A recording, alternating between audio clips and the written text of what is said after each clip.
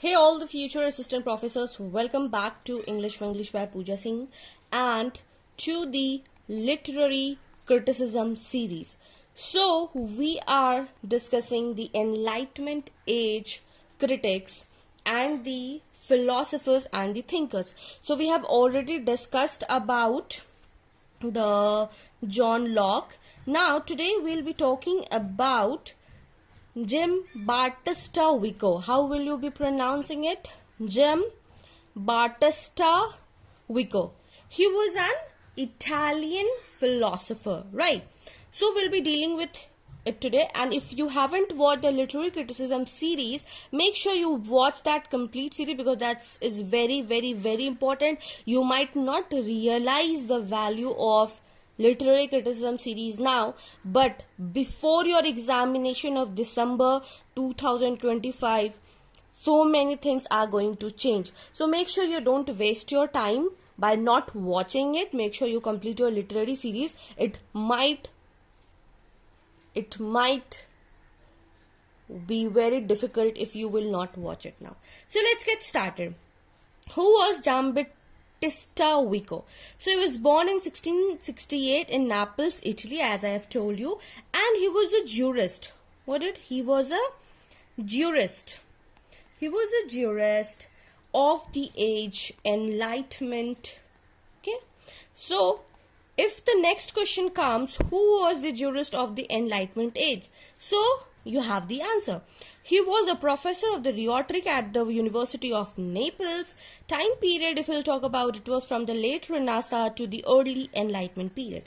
Okay, so while the Enlightenment thinkers like Descartes believed in the rationalism, Vico pushed back to the saying history, culture and language shape human understanding, because now we are in the human understanding in the Enlightenment age where we are going to talk about reason and not on the God and all that. So we are going to deal with the history, culture, language, that they are the only thing that they create the human understanding and not the pure reason. Okay. If we'll talk about the important work and their years, so 1708 on the study of methods of our time. Okay.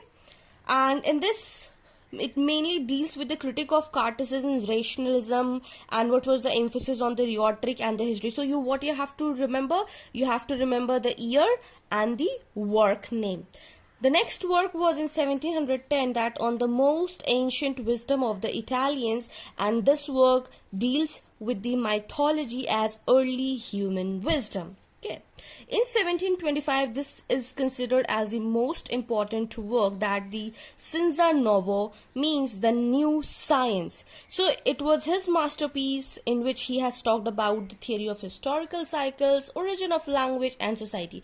So make sure you remember these three works because this is very important. Okay, so we'll be discussing his main work, that the Scienza Nuova. It was first published in 1725, revised in 1730 and 1744. And this book was created in 5 parts. So there are 5 books. How many books? There are 5 books. And in all the books he has talked about, in the very first book he has talked about the establishment.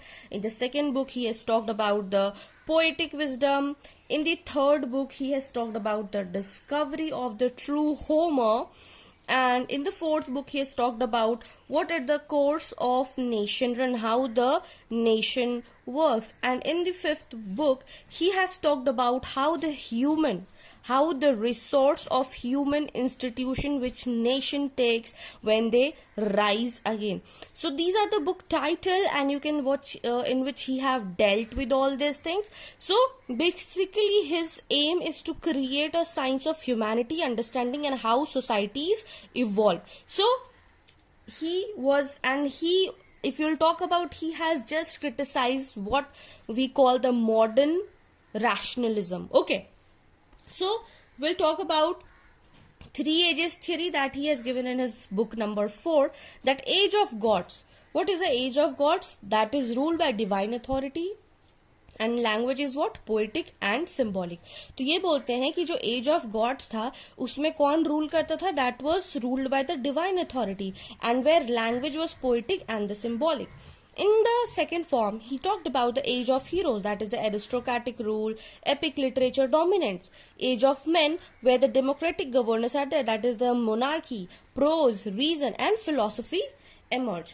Now we'll be talking about what is the historical spiral in which he has talked about. He has talked about the civilization rise, then its peak, then decline, and then start again. So he is setting, suppose, think of the Roman. We started our literary criticism with the Greek critics, then the Roman Empire, then the Middle Ages, and then the Renaissance. So civilization do rise at its peak, then decline, and then it starts all over again. So this is, you have to think about how an establishment of an era or the age happens. Okay. If you talk about the language and literature connection, so poetry comes before prose historically. If you talk about the poetry, obviously poetry was the first form, and that is why we have seen all the old folks, all the oral songs in the old English. Okay, so poetry comes first historically, and mythology preserve the mental world of early societies, and that's how we talked about that, how mythologies plays important role in our history, in our poetry, in our prose, in our shaping of the human understanding, right?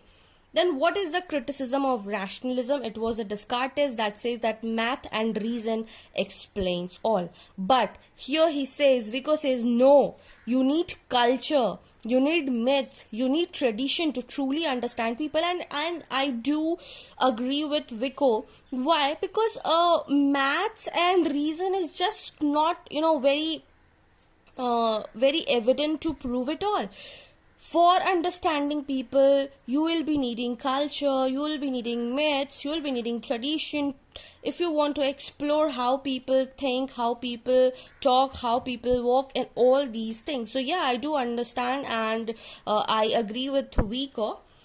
So next we'll be talking about why Vico matters in literary criticism. Why am I teaching you? Because he is UGC NET favorites, and that is why when a lesser known or the important or the which you don't study, and that work come, you say UGC NET has changed the pattern, new syllabus and whatnot. So no, it is everything that has been has played important role in the literary criticism. So you have to make sure that you read it all.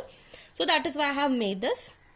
So the very first thing is that he has shifted criticism from purely aesthetic judgment to the historical cultural context. He is saying that he has given why he has talked about the culture, why he has talked about the myths and mythologies. He believed literature is shaped by its all ages and all the social circumstances. Yes, that is 100% true. What are your views? How, if you want to understand people, what will be your ways? Do let me know in the comment section that if you want to know people, what will be your ways to know it. So he was a precursor to historicism and the cultural studies that will be starting in our later videos when we'll be talking about the literary theory. So make sure you watch the complete video of the literary criticism first, and then we'll be moving to the literary theory. So influences you will be seeing of Vico in James Joyce's work in the Fijian's Wake, Marxist criticism, that is history driven analysis, and the modern hermeneutics. Okay, now it comes at the best segment of our video, that is a PYQ with the explanation. Which work of Giambattista Vico outlines the three ages theory? It is from the famous work Scienza Nuova that has been published in 1725. Okay, Vico historical cycles follow which pattern? How did he define? It is rise, then peak, then decline, then rebirth. It is spiral and not the linear. It just goes like this and not the linear one. Okay.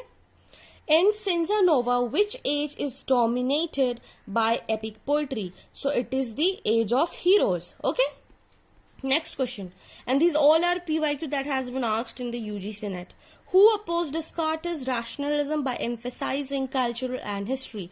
It was Giambattista Vico. Which Italian thinker is linked with the origin of historicism? It is Vico. According to Vico, which form of language comes first historically? So obviously it is the poetry.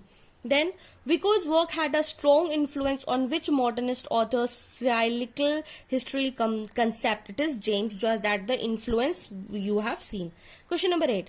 In Vico's theory, the age of men correspond to which form of governance? It is all democratic. Which book by Vico deals with the ancient Italian wisdom and mythology? It is on the most ancient wisdom of the Italians. The last question is the final revised edition of Senza Nuova appeared in which year? It is 1744. So this was it that we have discussed all about Giambattista Vico. He is one of the most important thinker of Enlightenment age. So make sure you read him very importantly, and it is very important for your UGC NET December 2025. So make sure you watch all the series of literary criticism that has already been published on YouTube on my channel in the playlist. So yes, that's it for today. If you found this video helpful, do not forget to like, share with your friends, those who find UGC NET is difficult without paid course, and do not forget to subscribe and hit the bell icon, because if you do not so, you will miss the live classes and all the important updates. So stay tuned for the next video, and till then, keep learning, keep shining. Bye bye.